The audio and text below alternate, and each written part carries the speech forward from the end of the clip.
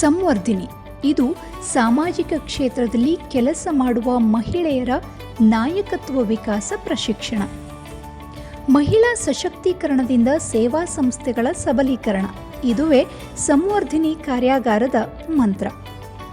ಸೇವಾ ಕ್ಷೇತ್ರದಲ್ಲಿ ಮಹಿಳೆಯರು ನಿರ್ಣಾಯಕ ಸ್ಥಾನದಲ್ಲಿ ಕಾರ್ಯನಿರ್ವಹಿಸಿ ಸಾಮಾಜಿಕ ಪರಿವರ್ತನೆಗೆ ಹೊಸ ದಿಕ್ಕನ್ನು ಕೊಡಬೇಕೆಂಬುವ ಉದ್ದೇಶದಿಂದ ಈ ಕಾರ್ಯಾಗಾರವನ್ನು ಆಯೋಜಿಸಲಾಗಿದೆ. ನಾವು ನಡೆಸಿದ ಈ 9 ದಿನಗಳ ಪ್ರಶಿಕ್ಷಣ ವರ್ಗದಲ್ಲಿ 15 ಸಂಸ್ಥೆಗಳು ಹಾಗೂ 32 ಪ್ರಶಿಕ್ಷಣಾರ್ಥಿಗಳು ಭಾಗವಹಿಸಿ ಈ ಶಿಬಿರವನ್ನು ಯಶಸ್ವಿಗೊಳಿಸಿದ್ದಾರೆ ಎಂಬುದರಲ್ಲಿ ಎರಡು ಮಾತಿಲ್ಲ.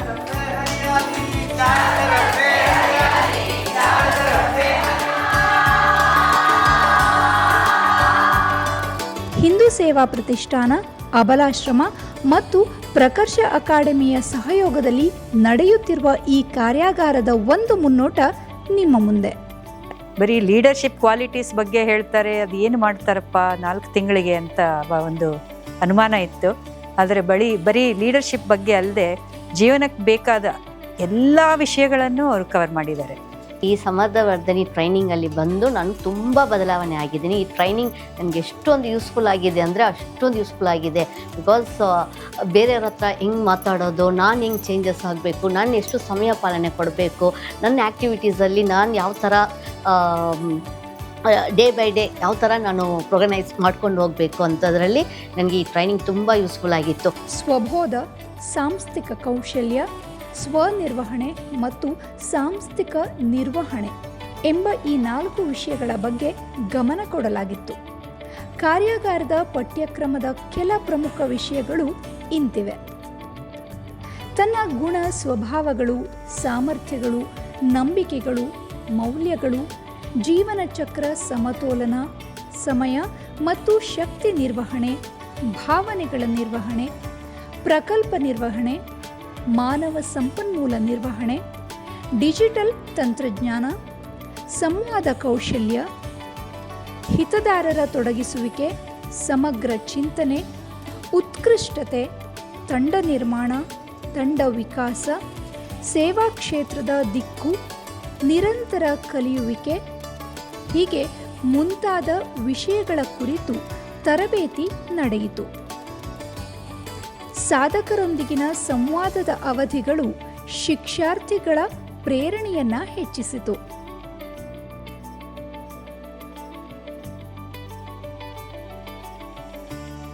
Mind mapping, how to ask questions and how to counsel our staff and how to give the information to the supervising team, and also like ಏನೇನು ಮಾಡಬೇಕು, ನಾವು ಹೇಗೆ ಮಾಡಬೇಕು ಅಂತ ಅನ್ನೋಂಥ ಪ್ರತಿಯೊಂದು ಸ್ಟೆಪ್ನಲ್ಲೂ ಕೂಡ ನಮಗೆ ಹಂತವಾಗಿ ಕಲಿಸ್ತಾ ಬಂದಿದ್ದಾರೆ.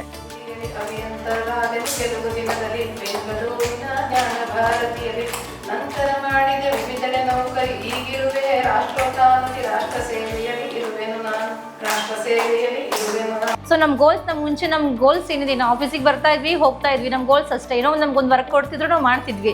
ಸೊ ಇವಾಗ ನಮ್ಮ ಆಫೀಸ್ನಲ್ಲಿ ನಮ್ಮ ಸಂಸ್ಥೆಲಿ ನಾನು ಏನು ಮಾಡಬೇಕು, ನನ್ನ ರೆಸ್ಪಾನ್ಸಿಬಿಲಿಟಿ ಏನು ಅನ್ನೋದು ನನಗೆ ಗೋಲ್ ಚಾರ್ಟ್ ಹಾಕೊಂಡು ನನಗೆ ಗೊತ್ತಾಗಿದೆ. ನೆಕ್ಸ್ಟ್ ಒಂದು ಮೀಟಿಂಗ್ ಆರ್ಗನೈಸ್ ಮಾಡೋದು ಹೇಗೆ, ಮೀಟಿಂಗ್ನಲ್ಲಿ ನಾವೇ ಮಾತಾಡೋವಂಥದ್ದು ಅದು ಹೇಗೆ, ಮತ್ತು ಇನ್ನೊಂದು ಸೆಲ್ಫ್ ಕಾನ್ಫಿಡೆಂಟ್ ಹೇಗೆ ಮಾಡೋವಂಥದ್ದು, ಆ ಥರದ್ದೆಲ್ಲ ಇವಾಗ ಗೊತ್ತಾಗ್ತಿದೆ.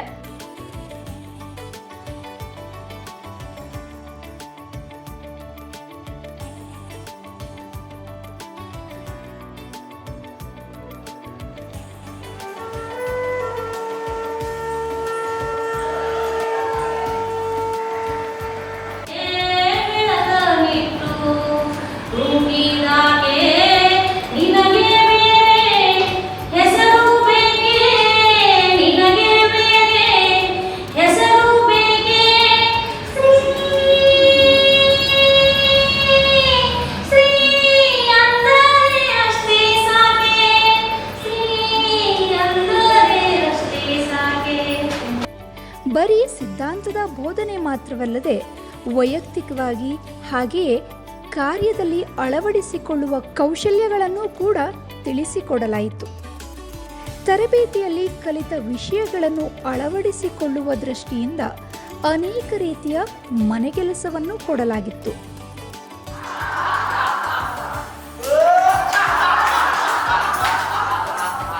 ಪ್ರಕರ್ಷ ತಂಡವು ಕಾರ್ಯಾಗಾರದಲ್ಲಿ ಪಾಲ್ಗೊಂಡ ಸಂಸ್ಥೆಗಳ ಕ್ಷೇತ್ರದ ಭೇಟಿಯ ಮೂಲಕ 15 ಸಂಸ್ಥೆಗಳ ಕೆಲಸವನ್ನು ನೇರವಾಗಿ ವೀಕ್ಷಿಸಿದೆ.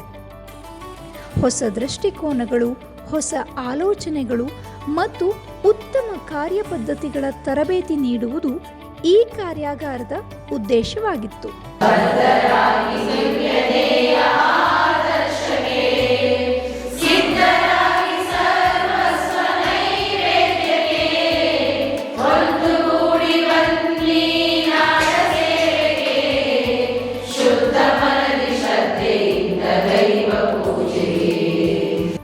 ಈ ಪಯಣ ಇಲ್ಲಿಗೆ ಮುಗಿಯುವುದಿಲ್ಲ. ಇದು ಕೇವಲ ಆರಂಭವಷ್ಟೇ. ನಾವು ಒಟ್ಟಿಗೆ ಕಲಿಯುತ್ತೇವೆ, ಒಟ್ಟಿಗೆ ಬೆಳೆಯುತ್ತೇವೆ ಮತ್ತು ಒಟ್ಟಿಗೆ ಬದಲಾವಣೆಯನ್ನು ತರುತ್ತೇವೆ. ಸಂವರ್ಧನೆ ಕಾರ್ಯಾಗಾರದಲ್ಲಿ ಭಾಗವಹಿಸಿದ ಎಲ್ಲ ಮಹಿಳೆಯರ ಸಮಾಜಮುಖಿ ಪ್ರಯಾಣ ಮತ್ತು ಭವಿಷ್ಯದ ಎಲ್ಲ ಪ್ರಯತ್ನಗಳಲ್ಲಿ ಪ್ರಕರ್ಷ ಅಕಾಡೆಮಿ ಹೃತ್ಪೂರ್ವಕ ಶುಭಾಶಯಗಳನ್ನು ಕೋರುತ್ತದೆ.